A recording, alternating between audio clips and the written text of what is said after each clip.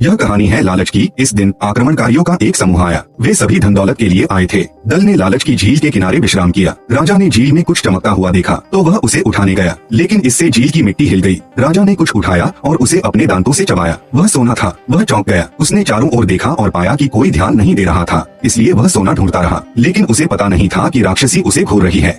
फिर वह झील में नाचने लगी। फिर वो चिल्लाई, जो कोई भी यह आवाज सुनता वह अपना दिमाग खो बैठता। राक्षसी सोने के आभूषणों से ढकी हुई थी। नृत्य और भी मोहक था। सबने उसे सुनहरी आंखों से देखा। वे उसका विरोध नहीं कर सके। राक्षसी ने एक मनमोहक ध्वनि निकाली। वह एक सुनहरी आकृति के साथ नाच रही थी। शूरवीर आकर्षित होते हुए झील की ओर दौड़े। वे सभी उस राक्षसी को पाना चाहते थे। सुंदरता और धन के मोह में आकर वे एक दूसरे को मारने लगे। वे राक्षसी का पीछा करने लगे। उन्होंने एक दूसरे को बेरहमी से मार डाला। नृत्य समाप्त होते ही सभी शूरवीर उनके पीछे हो लिए और झील में डूब गए। राजा यह देख स्तब्ध हो गया। राजा बहरा हो गया था, लेकिन राक्षसी को पता नहीं था। उसे विश्वास नहीं था कि कोई बच सकता है, इसलिए वह चीखी, लेकिन राजा ने कोई प्रतिक्रिया नहीं दी। अंत में राक्षसी झील में वापस चली गई। राजा घोड़े पर सवार होकर भाग गया। राक्षसी ने राजा को चुपचाप जाते देखा। उसे यकीन नहीं हो रहा था कि दुनिया में ऐसा कोई आदमी भी है जो मुंह में न पड़ा हो। रात हो गई। थका हुआ राजा सो गया। इसी समय राक्षसी झील से बाहर आई। वह उस आदमी के बारे में उत्सुक थी जो मुंह में न पड़ा हो। पलटने के बाद वह राजा के पास बैठ गई और उसके साथ एक लंबी रात बिताई। अगले दिन राजा असमंजस में जाग उठा। राक्षसी थोड़ी शर्माते हुए चली गई। राजा उसे थामना चाहता था, लेकिन राक्षसी के शरीर पर लगे शल्कों से वह आहत हो बैठा।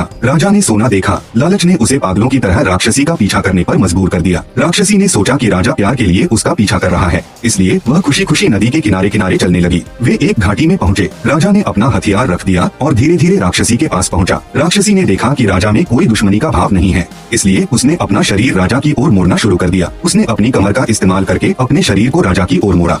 फिर राजा ने उससे प्यार करने का नाटक किया और राक्षसी पर वार करने का मौका पा लिया। फिर राजा ने राक्षसी को पागलों की तरह खींचा। पल भर में उसने राक्षसी के सारे सोने चांदी के गहने खींच लिए। उसने राक्षसी को झील में धकेल दिया। फिर वह बिना पीछे देखे चला गया। राक्षसी नदी के साथ झील में तैरती हुई चली गई। फिर बहुत सारा खून बह निकला। झील जल्द ही खून से भर गई। इस समय राजा, जो खजाने का एक बड़ा थैला लिए हुए था, अब थक गया था। वह पानी पीने के लिए नदी पर आया। राक्षसी के खून ने जल्द ही पूरी नदी को रंग दिया। प्यासे राजा ने कुछ घूंट पानी पिया। अचानक राजा ने एक आवाज सुनी। कान से निकले खून ने उसे बहुत डरा दिया। वह न सिर्फ सुन सकता था बल्कि बोल भी सकता था। इस अचानक मिली क्षमता ने उसे स्तब्ध कर दिया। थोड़ी देर बाद उसे हर चीज की आदत हो गई, लेकिन इसी समय राक्षसी झील से बाहर आ गई। उसके शरीर को देखकर राजा चौंक गया। वह दर्द से चीख पड़ी। राजा तुरंत ही लकवाग्रस्त हो गया और महिला राक्षस के नृत्य और आवाज से कदम दर कदम वह भी नृत्य करता हुआ मौत के करीब पहुंच रहा था। अंत में वह झील की तलहटी में डूब गया।